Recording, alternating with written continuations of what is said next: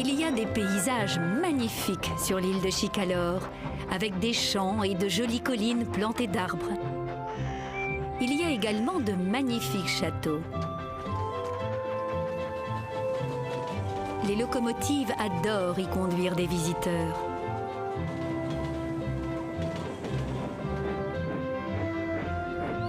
Un jour, Émilie amène des touristes visiter le château en ruine qui, il y a très longtemps, appartenait à une reine. Les reines commandent et disent aux gens ce qu'ils doivent faire. J'aimerais bien être une reine, se dit Émilie.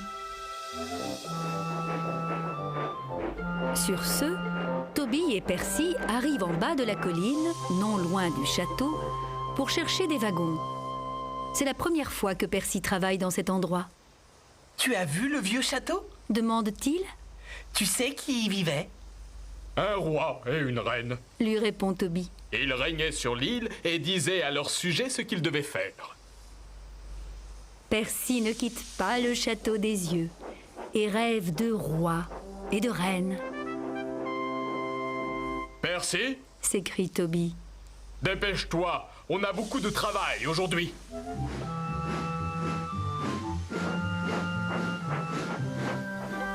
qu'est-ce que je m'ennuie. Soupire Émilie en attendant ses voyageurs. Soudain, elle se rappelle que Toby et Percy travaillent non loin de là. C'est plus drôle d'aller les voir. Se dit-elle. Toby et Percy attendent leur attelage quand Émilie arrive en haletant. Son attente au château lui a donné des idées. Percy, Siffle-t-elle. tu veux bien qu'on fasse un jeu? Cette idée plaît bien à Percy. Aujourd'hui, je vais te dire ce que tu dois faire parce que c'est moi la reine. On va bien s'amuser. Percy est toujours d'accord pour s'amuser. Toby, en revanche, n'aime pas l'idée d'Émilie. Il la trouve idiote, Une reine dit-il avec sagesse. et quelqu'un qui réfléchit et qui sait ce qu'il faut faire. Je sais toujours ce que je dois faire. Répond Émilie un peu vexée. Toby éclate de rire, ce qui met Émilie très en colère. Je vais montrer à Toby que la reine Émilie a une solution pour tout. Siffle-t-elle. Toby est attelé à ses wagons. Percy également, mais il a peur que les siens ne l'embêtent. Ne t'inquiète pas, Le rassure Toby. je vais vite revenir. Si tes wagons te posent des problèmes, attends-moi, je te dirai comment t'en sortir. Et Toby démarre dans un nuage de fumée.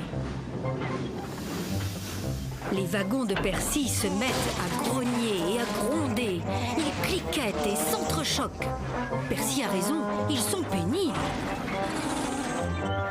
Émilie ne quitte pas Percy des yeux. Si je veux être reine, je dois trouver une solution et lui dire ce qu'il doit faire. Pense-t-elle. Percy pousse ses wagons de toutes ses forces, mais ils refusent de bouger. Ils sont vraiment insupportables. Émilie s'approche de Percy. Percy, Lui dit-elle en sifflant. aujourd'hui c'est moi la reine. Tu dois faire ce que je te dis. Percy est inquiet.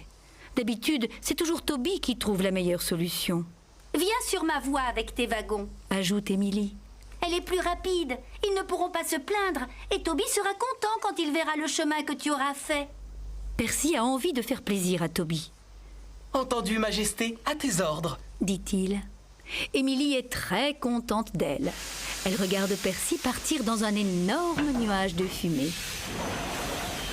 Il pousse les méchants wagons de toutes ses forces et arrive à les faire bouger.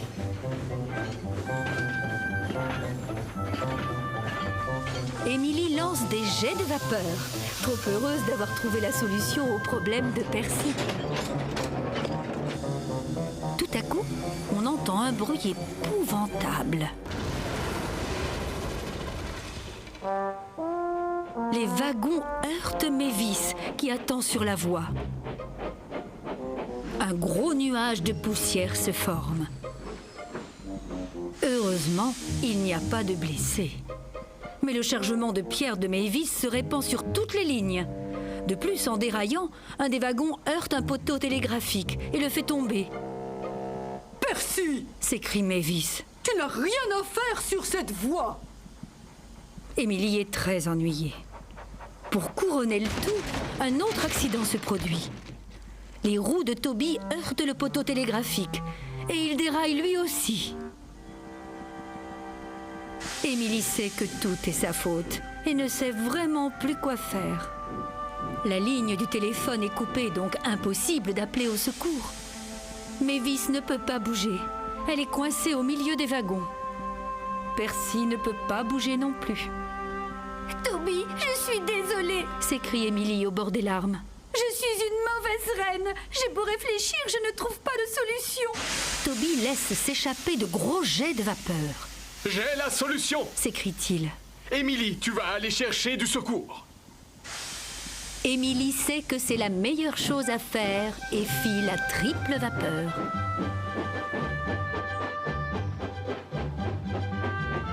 Arrivée à la gare de la Pierre de Lune, elle s'arrête et raconte au chef de gare ce qui s'est passé. Aussitôt, il demande de l'aide par téléphone.